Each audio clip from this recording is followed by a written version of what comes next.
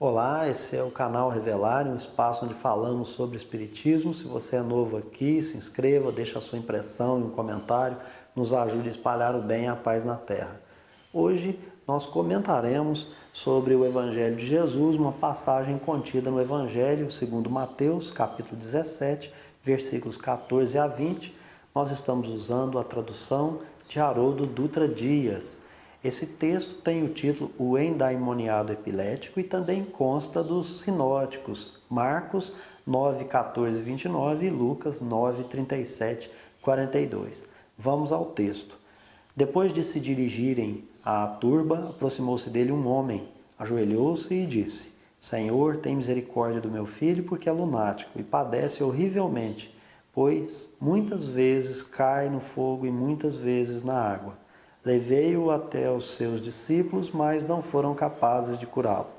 Em resposta, Jesus disse: Ó geração incrédula e pervertida, até quando estarei convosco? Até quando vos suportarei? Trazei-me aqui ele. Jesus o repreendeu e o daimon saiu dele e o menino foi curado a partir daquela hora. Então, os discípulos se aproximaram de Jesus em particular e disseram: Por que não fomos capazes de expulsá-lo? Disse-lhes: Por causa da vossa pouca fé.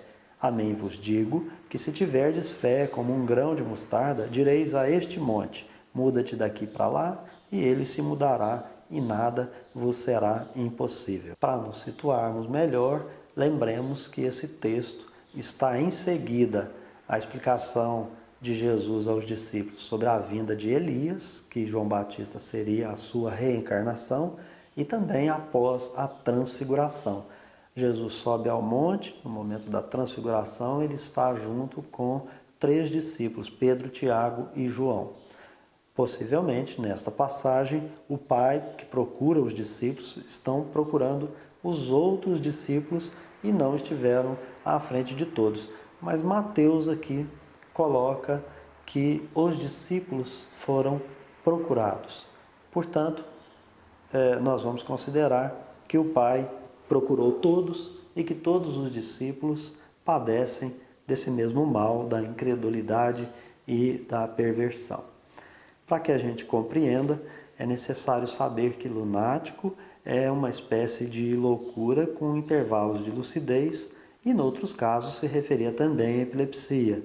Acreditava-se que os ciclos desta doença estivessem relacionados com as fases da lua ou com os seus raios. Outra expressão é o pervertido. É aquele que está torto, desviado, metaforicamente, o que está corrompido. E por fim, amém, que é uma transliteração do vocábulo hebraico e trata-se de um adjetivo verbal. O vocábulo também é utilizado em forma idiomática para expressar uma concordância, uma confirmação, etc. Ao redigirem o Novo Testamento, os evangelistas mantêm a expressão na sua forma original e apenas transliteram sem dar o seu sinônimo. Portanto, amém significa amém. Após a gente ter, então, situado o texto dentro do Evangelho, vamos agora tentar compreendê-lo de uma maneira produtiva. Estamos no século XXI, é necessário que esse texto possa nos servir na nossa época. A gente observa que nesse texto Jesus está falando para o coletivo, mas atende também pleitos individuais. Neste caso, há uma intercessão de um pai para o seu filho que é doente, que tem momentos de lucidez e loucura, que ele, antes de procurar Jesus pessoalmente, ele vai até os discípulos que não conseguem solucionar o problema. Jesus esclarece que o fato é que não há credulidade e que são pervertidos. Perversão é aqueles que também estão desviados, estão corrompidos. Jesus fala de uma geração. Dentro do texto, a geração é composta de discípulos, dos doentes, das famílias, representada pelo pai, da sociedade, que é representada pela turba, e que, como é geração, estão todos, obviamente, num processo evolutivo. Em concreto, Jesus chama o doente para si, repreende o espírito. No caso do espiritismo, entendemos que é uma obsessão, O espírito então obedece à repreensão moral de Jesus, abandona aquele seu afinizado, que é o filho. O fato é que os discípulos então ficam surpresos e questionam por que eles não conseguiram obter o resultado desejado. Obviamente, a resposta direta e objetiva é que nem eles acreditaram que poderiam alcançar aquele resultado. E outra questão é, quando nós somos iguais, porque pertencemos então a uma geração, então nós somos afins, somos simpáticos, estamos evoluindo e no mesmo patamar e degrau evolutivo, uns um pouco mais, outros um pouco menos, mas o processo de evolução é coletivo neste caso. Os discípulos querem saber por que eles foram incapazes. E Jesus vai no âmago da questão dizendo, pouca fé.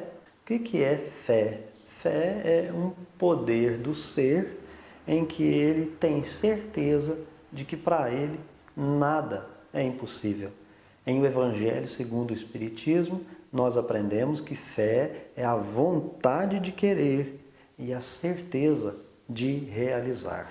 Quando entramos então na questão fé, é que nós vamos ver a comparação feita por Jesus entre fé e grão de mostarda.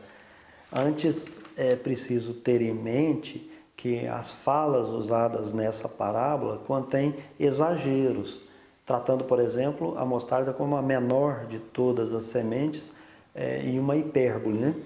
Se torna uma árvore, não é uma árvore, na verdade é uma hortaliça. Jesus, na verdade, está usando uma figura de linguagem, fazendo uma comparação, pegando uma coisa abstrata, que é a fé, algo íntimo de cada ser, e fazendo uma comparação com o tamanho, mostrando para eles uma linguagem concreta, algo que eles conhecem. E sabem que, por exemplo, a semente da mostarda, quando ela cai e germina, ela imediatamente ela já vai se alastrando e raramente ela não toma conta de todo o campo livre que tiver pela frente. A verdade é que ele está fazendo uma comparação com o reino de Deus no coração humano, que começa pequenininho. O tema poderia ser grandes crescimentos a partir de pequenos começos. O que é preciso? É preciso ter um terreno fértil para que essa fé, essa semente do reino de Deus, ela possa então germinar, produzir e se transformar. A questão aqui é, a semente de mostarda, na linguagem usada por Jesus, está mostrando que o reino de Deus ele tem um começo modesto, mas é muito poderoso.